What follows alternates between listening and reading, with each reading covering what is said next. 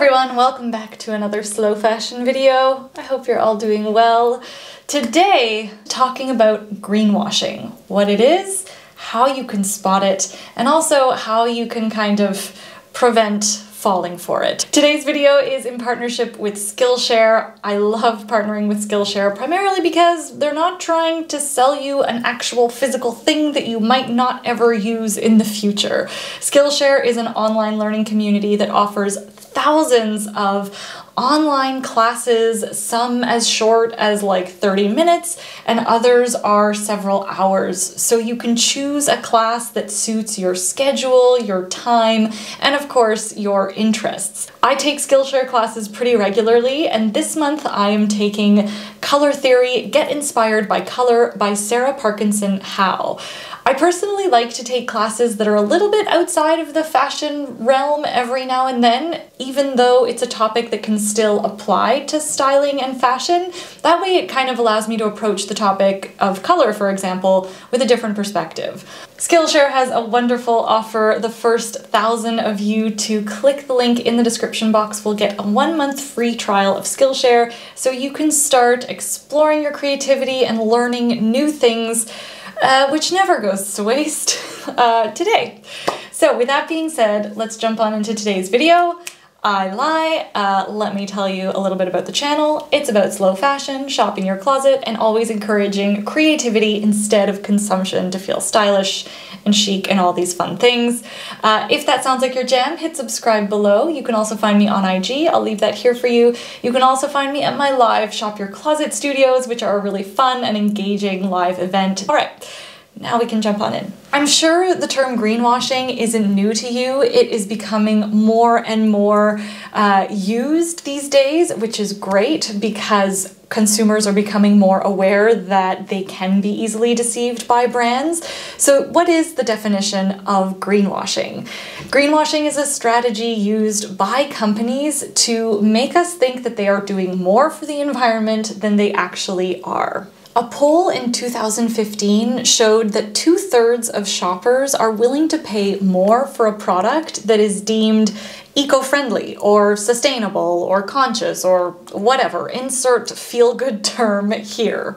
This is great news for brands and companies who use greenwashing as a marketing tactic because it means we'll spend more money or we'll just buy more of the things that they are selling because they're deemed sustainable or eco-friendly. While these initiatives are okay, I don't think they're worth anything unless these companies have also decided to change their business model to reduce the amount of products they put out every year.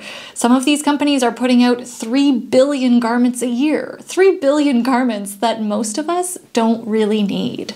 The fashion industry loves greenwashing, particularly fast fashion brands. You can still participate in sustainable and slow fashion if fast fashion is what's currently available to you right now. I have an entire video series actually on this, so I will link those videos up here for you. If fast fashion is what is available to you right now, you can still make those purchases sustainable by choosing intentionally, choosing items that you are going to wear for a really long time, both from a personal style and construction perspective, and by simply taking care of the clothes that you bring home. Since there is a lot of greenwashing in the fashion industry, I'm going to focus on the red flags that pop out to me when I'm looking at brands and how I determine if I think brands are responsible and align with slow fashion values. One of the first ways that you can tell if a company is greenwashing is if you go on their website and they're using a lot of really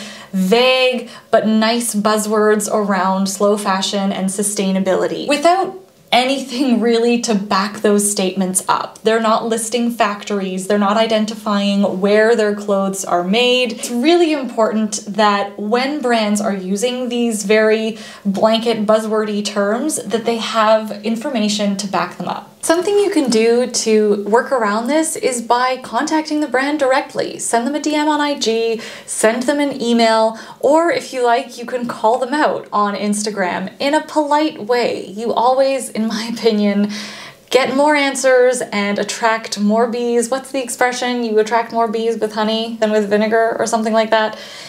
Anyway, I always think it's easiest to just ask the brand, tag them. You can use the hashtag #WhoMadeMyClothes if you want to participate in Fashion Revolution Week, which is coming up in April. I will leave information about that really cool organization for you in the description box below. A piece that can be helpful when it comes to transparency is looking for third-party certifications. Certifications like B Corp, Fair Trade, 1% for the Planet. These are all really good indications that they have to uphold certain standards. However, of course, as always, this is not just like a blanket check mark. We always have to think critically, but these certifications can be really helpful. A lot of these certifications do require the payment of membership fees, so it's important to remember that small businesses might not be able to afford these certifications, and yet they are doing things sustainably because they're working on a smaller scale. They are not producing in huge quantities, which in itself is a little bit counter to sustainability. So if you don't want to dive deep into, different types of fabrics and different types of certifications, just have a look at the overall business model of the brand or company that you're looking at. If you think about it, selling clothes at these incredibly low prices is in itself not a sustainable business model. Businesses that sell at such a low price have to sell in ridiculous quantities, and they also have to do it at the cost of their human labor by not paying them fairly. Something else that brands have started doing is mentioning things that are pretty standard, but that they lump into sustainable practices. So things like going paperless, like it's 2022. Who isn't going paperless unless you're like in law or something where paper documentation is required? I don't know. Things like that would already be happening anyway are not an initiative on a brand's part to become more sustainable. They're just really scraping the barrel to find things to paint them in a better light. Another big area of greenwashing that I have actually fully fallen for is focusing on one area of sustainability without really touching on another really important piece. They put so much focus on using, say, recycled materials or, using organic cotton and things like that. They don't really talk about another issue that is really important in sustainability: social justice and social equity. Are they paying their workers a fair and living wage? And while no company will be perfect and check off every single box, it still is pretty misleading if you are telling the world that your company is sustainable because of only one act, when really slow fashion and sustainability is a very holistic practice because it's an understanding that doing one thing over here affects something else over there. And like I said, nobody's perfect, but I personally love to see when brands will call themselves out or at least acknowledge where their shortcomings are. Something that I especially love to look for is when a brand doesn't encourage overconsumption, when there is often the same product featured on the website year after year, because it means there's no sense of urgency, there's no sense of scarcity into forcing the consumer to make a quick buy decision that usually results in waste anyway. Another example of this are take-back programs, which are amazing. More and more brands are collecting used items. This is fantastic. I think the more we can all get into secondhand shopping and keeping clothes out of landfill, the better. However, what's really important to look for is if this brand is using this initiative to get you to shop more.